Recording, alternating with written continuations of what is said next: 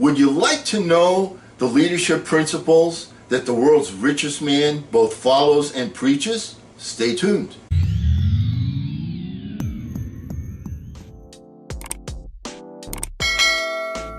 Hello again, everyone. I'm Eli's dad from Project Eli, where we educate, we lead, and we inspire. And we're continuing going over some leadership principles from an article, a great article by a lady named Grace Dean. These are the 14 leadership principles that Jeff Bezos established at Amazon. So let's continue. We went over the first 5 the last time we were together. Let's go over 5 more today. First of all, hire and develop the best. Leaders raise the performance bar with every hire and promotion. They recognize people with exceptional talent and willingly move them throughout the organization. Leaders develop leaders and are serious about their role in coaching others. This is one of the biggest bad habits that I see a lot of leaders have. Once they reach a position of leadership, leaders have to recognize that part of their job is to continue to develop other leaders. You must continuously develop other leaders. Now, when you're hiring people, you always want to hire the best. Well, that's kind of a crapshoot. Why? Well, think about when you go in for a job interview. You go in for a job interview, are you putting, you're trying to put your best foot forward. You're trying to say, this is me, I'm great. That's why you want to hire me. And it's kind of a crapshoot because everyone says they're the best. I mean, one of the people in my family, she's unbelievably great at getting jobs. Keeping them is another story. All right, we always make the joke about, boy, she's so great at getting jobs, but keeping them is something different. All right, that's kind of a crapshoot. So you do the best that you can. You research and so on. But the best way to develop your organization is to find the people that have some talent. There are people there that are in particular jobs that have potential that you look at, and I say this because that's how I was able to rise from answering a blind ad in a newspaper for a management trainee position to a divisional vice president. Yeah, you have to perform, but you also have to recognize when somebody has some talent, some skill, some drive, and they're willing to go the extra mile to get the job done. These are the people that you want to work with. As a leader, once again, remember the Pareto principle. 80% of your results will come from 20% of your people. Also, as part of the Pareto principle, you want to focus 80% of your time with the 20% that are the producers and not the 80% that are just mediocre. Does that make sense? That's where you want to focus your time. So you want to say to yourself, who is the person, who are the people that will most benefit them and me, quote, the company, if I spend my time with them? Time is your most valuable asset. Now, it's critical that you continuously develop leaders. Why? Because one of the goals of almost every business that I know is to expand, is to get bigger, is to make more profits, is to help more people, is to give more value to their customers. That should actually be number one. And in that particular paradigm, in order to do that, if you want to expand, you have to have quality leaders. Don't wait until you get to the point where you say, hey, business is doing pretty good. Maybe I should start developing leaders. Start developing leaders right now. Start developing them right now. And in a startup company where you don't have any leaders, where you're starting off and you're hiring individual, you put in smiling faces and give them some leadership responsibility and say, okay, go, and help them with it. Sometimes you have to get in the box with them, and help them out, but you give them a shot, you put in a smiling face if no one has earned the position. And if they turn out to, flunk the test, then you put a new smiling face in there. But if the person you put in there does a good job, you say, okay, I'm going to continuously work with that person. You can't wait as a leader, in a startup for someone to show their excellence. You have to see a little trait, see something, and then work with that person and hope that they're going to be the one that's going to be the leader you're hoping to produce. It's a trial and error thing in the beginning. Now, as your company gets, bigger and stronger and so on, then it becomes much more evident who the producers are. Those are the people you want to work with, but you must, right from the get-go, start and continuously develop leaders. Second thing we're going to talk about today, insist on the highest standards. The best leaders have relentlessly high standards, but there's a real basic rule to follow here, and that rule is very simply this: the way you do the little things is the way you do the big things. It's that simple. So if you develop the habit of high standards for the small tasks, for the small accomplishments, then that carries over to the bigger accomplishments, the big challenges that you're going to face, the big opportunities you're looking to pursue, the big vision that you want to capture and produce for you and your team. Does that make sense? It's a building block thing. So start with developing the habit of excellence for the smallest task, and that will carry over to the big tasks. Third thing we're talking about today is to think big. Thinking small is a self-fulfilling prophecy. Leaders can create and communicate a bold direction that inspires results.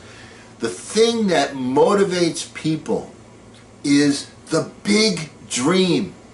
The small dream is like, yeah, the big dream, though, that's what motivates people. Think about when you want to go on a diet, all right? You say to yourself, I want to lose weight. You don't say, hey, I want to lose 2 pounds. You say to yourself, you know what? I need to lose 10 pounds, 15 pounds, 20 pounds, because then I envision myself as, a chick magnet, or I envision myself as Arnold Schwarzenegger, or whatever. All right, the point is, when you have the big vision as an individual, that's one of the things that drives you to continue onward. The same thing is true with your team. Once again, one of the principles that I preach from my seat here is that leadership is transferring the same principles that make an individual successful to the team. Part of that is having a big vision as an individual, something you want to accomplish, something you break down into its smallest components, you chunk it down step by step. Same thing is true on the business side of the balance sheet, and people get motivated for the big dream. They don't get motivated for the small stuff. So think big, paint the picture huge. Just like the United Fund, they have the picture of the torch, they color it in as the donations come in, and they start small, but there's the big dream, the big goal of what it is they want to achieve. The same thing will work with you on the business side of the balance sheet and the personal side of the balance sheet. Fourth thing we want to talk about today is that leaders have a bias for action. Speed matters in business. You've got to be able to take calculated risks. Calculated risks. All right? Sometimes you're going to do stuff, it's not going to work out. Okay, that's fine. But the person that's always playing it safe is never going to reach the next level. It's the person that is able to go out there and envision something great and minimize the risk as much as you possibly can. But as a leader, you have to be willing to take the calculated risk. The people that are in the 95% crowd, one of the things you're always taught, go to school, get good grades, that way your life will be easy, so on. But the people that are the great achievers are the ones that take the chances. Is it any wonder two people come to mind, Mark Zuckerberg and Bill Gates. Neither one of them completed their education at Harvard. They left Harvard and they went on to do their own business. They took a calculated risk. Do you follow what I'm saying? I'm not saying drop out of school. Don't get me wrong here. But what I'm saying is that your great leaders are able to identify a risk that's worth taking, and they take it. They're ready for action. They have a bias for action. The fifth principle we want to talk about today that Jeff Bezos embraces is frugality, accomplishing more with less. A lot of times people say we can't do this, we don't have the budget, it's not in the bylaws. You got to stop thinking like that. Leaders don't focus on their resources so much. They're aware of their resources, but what they focus on is their resourcefulness. They're always asking their question, how can I, or how can we? That's the way to get things done. Once again, congruency and parallels with the individual success formula. You can't let a roadblock stop you. You have to be resourceful. As an example, this channel, one of my roadblocks is my complete and total ignorance of anything technological. So I still wanted to get this done. How do I do it? Well, I needed to find someone that was going to help me do it. How did I do that? I took my resources. What was my resource? I'm a salesperson. So I went out and spoke to different people. I got no, until finally I found someone that said yes. That person didn't work out. I went back, no. I found someone that was able to do it, and they did work out. So it's your resourcefulness much more than your resources. Your frugality, the ability to get more done with less. You don't get extra points for growing headcount, budget sized, or fixed expense. You get points for results. All right, once again, huge shout out to Grace Dean, the author of the article, 14 Leadership Principles of Jeff Bezos. Let's review the 5 that we talked about today. Hire and develop the best. You're always developing leaders. When you become a leader, first day you're always thinking, who's my leadership core?